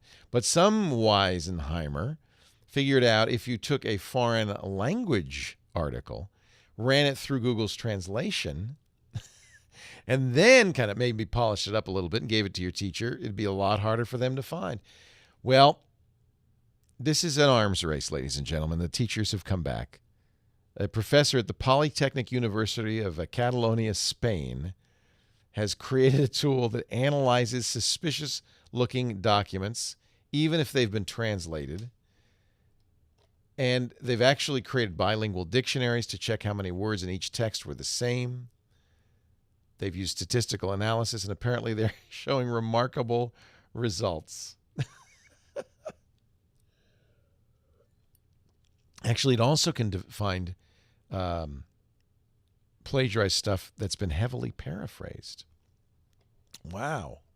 And then, if it's flagged by the computer, of course, a teacher can look at it and verify it. This is from New Scientist. Isn't that wild? We are probably pretty close to the day of the babelfish, where you could put something in your ear, or at least something in your pocket, like my smartphone, and it's going to be able to translate for me as I walk around town. I cannot wait to try this. I'm going to take it. I'll try it in Italy. I don't think it does the speech for some languages. I don't think it does Turkish, but I can show them on the screen. That might be better anyway. What do you think? What a world. What a world. Hey, we still have a few more minutes before we wrap this thing up. I've got a lot more calls on the board. Let's go to the phones and answer your tech questions. Website's techguylabs.com. Don't forget, I am Leo Laporte, the tech guy. I am Leo Laporte, the tech guy. Back to the phones we go with Connor in Castle Rock, Colorado. Hi, Connor. Hey, are you anywhere near Boulder where those rains were? Oh, no, not right now, but right. It's been pretty bad. I talked to my son because I was a little worried because I was seeing video of flooding and cataracts and all of that stuff. And he said, "Oh yeah, dude, it's great. The school closed down for 2 days." He said, "CU Boulder." He said, "Yeah, no school." And then I got an email just a little while ago from CU Boulder saying, "Yes, everybody's okay, but could you please tell your students not to get drunk and go tubing?" Yeah, I saw that on the news. I think that's aimed at me. my son. Hey, what can I do for you, Connor? I mean, Brad, what's your name? Connor. Yes, Connor. Brad's next. Connor, yep. Long-time fan. Thank you. Caller. Thank you. So I'm severely dyslexic, and I have an iPhone 5 right now, and you can do the speak selection and accessibility features. So that's where you highlight something, highlight some text, and then you can have it read it to you. Speak it. Yeah. Okay. Yeah, got it. Yeah. It's amazing. But can I do that on Android? Because I'd like to switch over to maybe the Note 3 or a new Android phone. Yeah, it's called text to speech, obviously. And it lets you, the idea is it lets you select text, which is very nice. I have to say iPhone is the best in terms of accessibility. But in fact, I do believe Android has text to speech as well. It's called, what is it called? It's called Talkback, I think. Well, it's great. Yeah. Let me just see. And there are apps that do that too. In fact, I'm looking at an article that says the 7 best Android text-to-speech engines. So apparently there's quite a few. But you want it built into the operating system, right? Yeah, because I want to switch to maybe the Nexus because we're going to switch to T-Mobile, and it just would be so much cheaper than to buy an iPhone again. So Talkback is the Google. I don't know how easy it is. That's the problem. I guess I should try. I have it right here. Do you have to copy it to the clipboard, or is there a command that just says speak it? When I'm on the iPhone, once I enable it in the settings, I can just highlight everything in blue, and then it just says speak, and it reads everything like Siri's voice. You say it out loud? You say speak out loud? No, it speaks it for me. But I mean, how do you tell it to speak? Oh, well, once I highlight everything, you know how you have copy and paste? That's a button. You can there's a button. Oh, that's awesome. Yeah, it's amazing. I'm going to look at assistive technologies, accessibility, they call it, in the Android settings. Talkback. When Talkback is on, your device provides spoken feedback to help blind and low vision users. For example, it describes what you touch, select, and activate. Well, I'm going to be annoyed by this in a moment, but let's try it. Okay. So, yeah, now it's reading me everything. So that's what you don't want. You want it to be more selective. See, what happens is I'm touching the button, but it doesn't activate it. It just tells me what button I'm touching. Switch. I know. Yeah. On, switch. I want off now. How can you? Double when Talkback is on. Yeah, I know. No, I want it off. So Talkback settings does have control for when and what it talks back, so you can narrow that down. That's the voice, just so you know. It sounds a lot like Siri. It's a mechanical voice. Yeah, I've got used to that. So yeah, and it's perfectly intelligible, and I believe you can now. This is one thing that I like about Android. You could, for instance, download other voices. You're not stuck with. Oh, that would be nice. Yeah. There's a almost infinite variety of voices and accents, and I like to get the Scots guy talking at me. If he's really angry, it's more fun. That's funny. That too. Hey, Connor, great to talk to you. I appreciate it. Thank you very much. Thanks for listening. All right, take care. Right. Brad in Atlanta, Leo Laporte, the tech guy. Hi, Brad. Hello, Brad. Hey. I just saw you take your hat off. I missed that. Oh, I'll put it back on. I was covering up my talkback because I couldn't stop it from talking to me. Leo, I have an aunt that lives distant from me, about 350 miles. Yeah. And she's in her early 80s. She's sharp, but doesn't have any interest in the internet, laptop, iPad, what have you. And what I'm wondering is, for family photos and videos, could I create a private YouTube channel? Sure. And then get but I can't. She's got a flat panel TV. Here's what I would do. You could do it on the TV, but better, you can get photo frames that you can automatically share photos and videos to over the internet. And she'd need internet access. You'd have to set that up for her. But that photo frame could actually, I think they might even have some with SIM chips that you could use 3G, and it would automatically get the pictures and the videos and update them. And she would be, it would be like magic for her. It'd be like Harry Potter's photo gallery. All of a sudden, the thing's coming alive. Well, she has her husband, who has Alzheimer's now, in the past, had internet access set up, and they have wireless.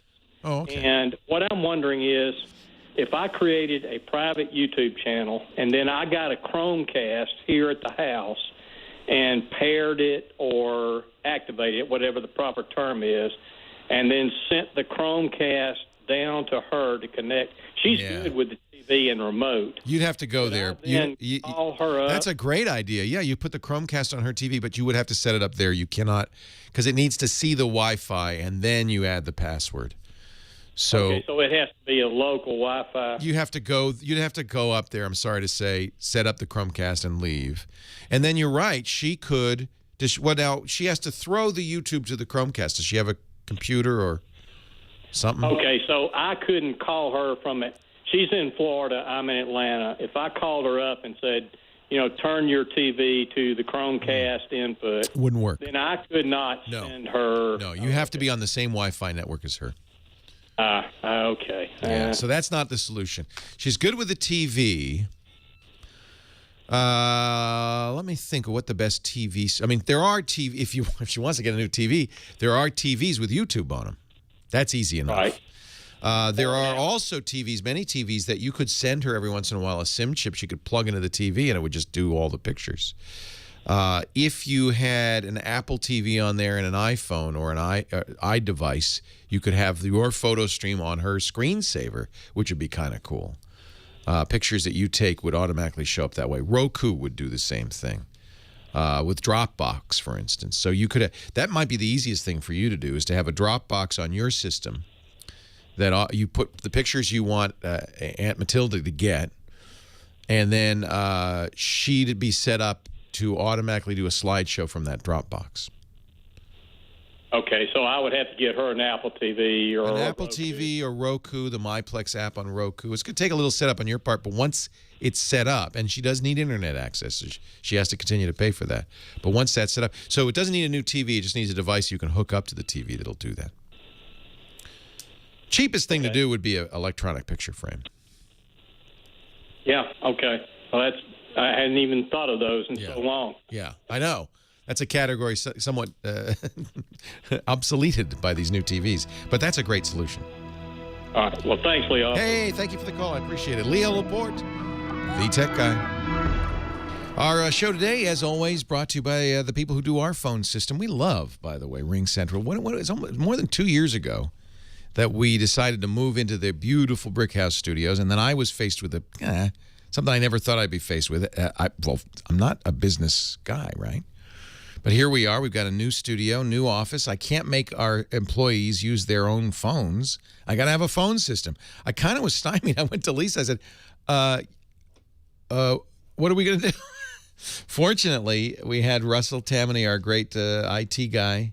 He said, I've installed this company called Ring Central. This is a true story. Ring Central before, and it's great. You're going to like it. 3 days later, Ring Central calls us up and said, hey, we love you guys. We should do some advertising. We said, yeah. Well, you know what's interesting? We just bought a system from you. It is and we are still happy. No PBX in the basement. We don't have to worry about maintenance, configuration. It's all, in the cloud. Very affordable. $20, starts at $20 per month per user, and that includes long distance minutes and, faxes in your inbox, voicemail in your inbox, total control. They even have an iPhone and Android app that you can use to make business calls from your cell phone but not pay for it. Incoming texts to your cell phone look like they're coming right in through the business number, our 800 number. There's something new at Ring Central called call functioning. This is kind of interesting. You program, you can have when people call my office line. Here, let me go over and get it. When they call the office line, of course it rings here, but I'm not always at my desk. Most of us aren't. So you can set it up that will ring your cell phone or whatever. But call functioning means you actually tell it the order of devices to ring when somebody calls your number. So your desk phone, then your smartphone or your home phone or whatever. So you don't ever miss a call. Those business opportunities just don't go under the radar. You can even choose how many rings on each phone before it goes to the next phone. This is why digital is great. Cloud is great because you don't have a piece of hardware that tells you what you can do. You can do anything. RingCentral's all-exclusive pricing, very affordable with no setup fees. Start right now with a 30-day risk-free trial. That's a great way to go. And we've arranged for a special offer for our listeners. When you buy a desk phone at RingCentral, you'll get a second phone free, up to a total of 20 phones. So call 800-543-9980, 800-543-9980, or visit ringcentral.com and use the promo code TWIT. Everything you would get and more from a PBX in the basement. It is, and of course, expandable as needed, all in software. Beautiful thing. It's a thing of beauty and a joy forever. 800-543-9980 or visit ringcentral.com. Use the promo code TWIT. I am Leo Laporte, the tech guy. I still... I can't get her to stop talking. She's touching OK. We'll stop Talkback. OK. OK button.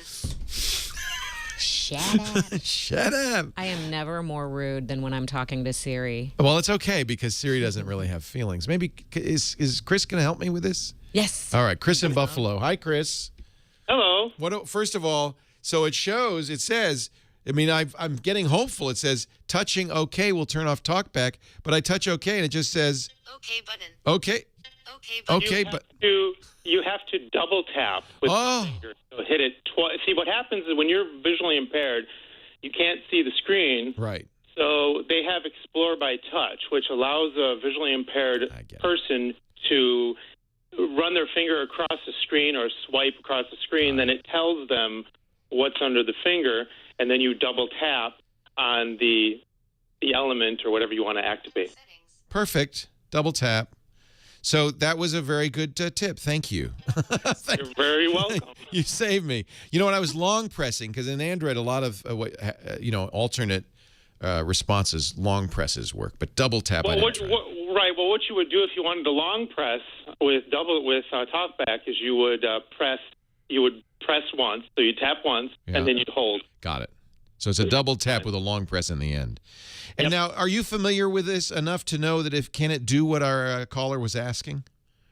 Talkback talks too much, but there might be some app on the App Store that would just read the clipboard or read. I mean, I see Talkback settings as a lot of settings. You could turn off keyboard echo. You could turn off speak notifications. You can have it shake to start continuous reading, which is very cool. Yeah. So if he had a screen with full of text, he might actually prefer that than having to select it and say, speak this. That's true, and you can turn on accessibility. Under the accessibility, there's a widget. You press hold the power button, then you can press two fingers, and then it will start Talkback for him if he. Right. I love this shake to start continuous reading. What a great idea. So and in fact, it'd be easier for him than a blind person because he'd know where he was on the screen. All he'd have to do is enable that, and everything else he could turn off. Exactly. Yeah. Oh, hey, I really appreciate it. Do you use this, Chris? Are you blind, or if you don't mind my asking? Yes, I am. I actually run my own company teaching people how to use this. Well, we've talked before, haven't we? No, we have not. All right. There's another person that does that, who listens to the show. I do listen to all of your podcasts as well. That's awesome. So let me ask you then you have more experience than a lot of people. iPhone versus Android, which has the best accessibility? They're both pretty much the same. Okay. There are some things where iPhone works better, like, for example, the interaction with Siri. When you have VoiceOver on and your speech in, speech out, it's second to none. Yeah. On the Android, sometimes it will listen to itself talk. That's not good. You mean it gets in a loop talking back to itself? That would be bad. Yeah, it's real bad. It might be kind of humorous, though. Not when you're trying to use it. It's a little frustrating. Wow. But generally, the capabilities are similar. I mean, I think each company watches the other and said, and Apple was the first, and they really were amazing. And yes, they were. They really put it out the way that, they're the ones that came up with this Explore by Touch feature, and Android didn't have it until Jelly Bean. Right. Well, good. I'm glad they're both doing it. I mean, this is really, in some ways, I think these touch screens are better for blind users and other people with other disabilities than a real computer. Well, to make them accessible, you have, off the shelf, you go and you buy this phone off the shelf, it's accessible. And Isn't that great? You don't have to buy JAWS for $1,000 or anything. It just works. Exactly. Yeah. Hey, Chris, great to talk to you. Keep in touch because we get these questions a lot. It's nice to have an expert. Will do. I actually tweeted you the answer, too. Oh, yeah. That's what I need to do during the radio show. Read Twitter. Oh, Lord. So. I should, actually. There's quite a few people who talk to me on Twitter. So I probably should pay attention. Hey, thank you, Chris. I appreciate it. You're welcome. Have a good day. You too. Leo Laporte, the tech guy. More of your calls here. Let's see. Pressing the magic button will pull up Alan in Troy, New York. Hi, Alan. Hey, Leo. How you doing? I'm good. I'm going to be in Troy, Turkey, Ephesus. The original Troy, the one where Helen got, caused a little trouble. Well, so I'm actually a senior at Rensselaer Polytechnic Institute. RIT, yes. No, actually, no, that's RIT. That's RPT. No, RIT is a mess. That's Rochester. This is Rensselaer. Much better. Yeah, much better. I graduate in December, actually. Congratulations. You're excited, I bet. Thank God. What are you studying? I'm actually in a degree program at social sciences and engineering. Far out. So my major, I do civil engineering courses, but on top of it is political science and all that kind of stuff. What a great! Did you make that up, or does they actually have that major? Oh, it's called the Science Technology Society program here at our What a great idea! Who else would have that but Rensselaer? That's a great idea. Cornell has one department. Stanford. That's a great idea. So it's preparing engineers to be part of society. Yeah. As opposed to sitting in a corner all alone. That's good. Yeah. We need more of that. Yes. Yeah.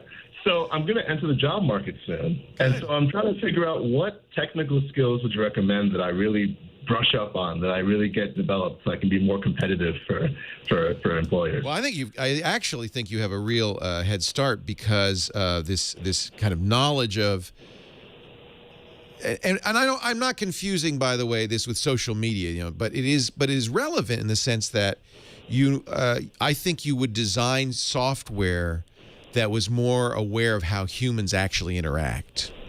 It seems to me your degree would be great for. Well, now, do you study programming, or is it all just mechanical engineering? It's civil engineering courses and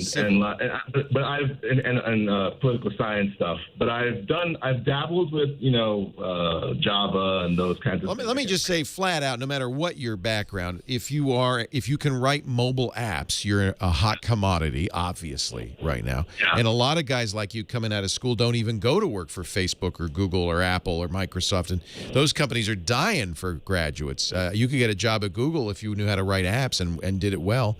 And I think what you should do is pitch them on, not only do I know how to write apps, but I know how humans think and interact and feel. I understand politics or whatever. This is where there's a real skill that is unique, which is you understand engineering. Hey, people understand engineering dime a dozen, right? Everybody's studying that in school now. But you understand engineering plus. And whatever that plus is what makes you a little bit different from the other guys and the other resumes they're getting. Awesome. So I would really emphasize that. I'd say, hey, I can write a mobile app to die for. I could do that in my sleep. I could have a mobile app for you tomorrow. That's nothing, because it is. There's a million guys who can do that. But I can also, I don't know, whatever it is. I don't know exactly what you're saying, but whatever it is you're expert at. I used to, they asked me this question 10 years ago. I said, networking is the future. Today, it's very obvious where the future is. Mobile apps. It's what and half the people who do this, as I said, don't go to companies. They start their own. Yeah, definitely. But you need a good idea, and that's where all this extra stuff. If you had started Twitter 5 years ago, you'd be a billionaire today. Oh, man. If you started Instagram, Kevin Systrom, a couple of guys. A year later, they sold it for $1 billion. I mean, that's why there's a gold rush in that area. But that's also why everybody's studying it. So what you need to do is emphasize what's different about you. Awesome. Got it? Hey, good luck. Congratulations. Thank you. That's wonderful. Yeah, I think my brother-in-law went to Rensselaer to study the restoration of historic buildings. This is a great school. All right, Leo Laporte, the tech guy. More to come in just a bit. Leo Laporte, the tech guy. And last segment of the day, I'm sad to say. See how many people we can get in here. Brad in Tampa, Florida, you're first. Hi, Brad. Hi, Leo. One of your previous callers actually answered this earlier as far as trying to tell you how to, getting instructions. The double tap thing? Oh, you knew that. Yeah, thank you. Yeah. You could see my frustration as Talkback wouldn't shut up. I'm legally blind. I do have some sight. I tried Talkback, and I know exactly what you mean on that. But have you ever had it get in a loop where it's talking to itself? Yes. Yes. I want that to happen. That's hysterical. But Android's also got a screen magnifier feature in the accessibility options that I think is actually really good for visually impaired people. It's trying to remember. I'm on my cell phone right now, so I can't test it out, but I think it's either a double tap or a triple tap. And it zooms in a little bit? Enlarge the screen. Yeah. I am such a fan of Android, and I give lots of props to Apple because in the iPhone, that was really the first phone to take a stand and say, look, we want to be accessible to anybody who uses it. But Android has played catch up. I just was looking at the history of the HTC phones, and I realized it was only 5 years ago that the very first Android phone, the HTC G1, came out. Only in 5 years, the progress that they've made is amazing. And, comparing what Apple's done now with the 5S and the 5C and the latest versions of their phones, and then I look at the variety and the quality and the flexibility. That's, I think, where Android is tops. The ability to do anything you want. You want a different keyboard? No problem. You want different fonts? No problem. And that comes to me, I see this particularly because I'm not a big fan of the new iOS 7 colors and icon, but you can't change those. That's it. Apple's way or the highway, right? Mm-hmm. Exactly. So you're an Android. Did you switch from iPhone or? Yeah, actually I did. I had I started out with the first iPhone. As I did, yep. 2007. And that was a revelation, and please, don't get me wrong, iPhones are amazing. Oh yeah, and I was diehard in the iPhone world, until I would say Android matured a little bit. I would say around Ice Cream Sandwich or so is when I switched over. Yep, that's when it started getting good. Yep. Yeah. And so, it's been just a revelation. And now you can say I'm sort of on board with Google. Well, that's of course, then that's something that not to diminish, because what keeps people using an iPhone? The Apple ecosystem, and Apple does everything they can to keep you locked in there, to the point where they actually got rid of Google Maps for Apple Maps, which, looking back, might have been a little bit of a mistake. But it was all about saying, hey, you're locked in. We want you to be in an Apple universe. And Google's done the same exact thing with Android. That's the whole strategy of Android. Get you using all those Google apps, all those Google things. And, I guess I could say I go kicking and screaming, but it's so functional. It's so easy to use. It's so powerful. I love Google Calendar. I love Google Voice. I love Google Mail. They got me. And iCloud, with all due respect to Apple, doesn't compete. No, well, Apple's never done good at the in the cloud anyway. Network services are not Apple's strength. No, I agree. Yeah. And so that's where, they could compete strongly, I think, if they could just get iCloud working. Mm-hmm. But they just can't seem to do it. Well, hey, I appreciate your call. Thank you, Brad. And one more thing. Do you have another moment? Sure, for you, all the time in the world, whatever. Yes. No, I was actually going to point out something. Being legally blind, my vision is actually 2400, and something that's actually amazing is that I've actually been using Google Glass. Wait a minute, you got those Google the glasses that you wear on your head? Yes. You're a glass explorer, they call it. Yes.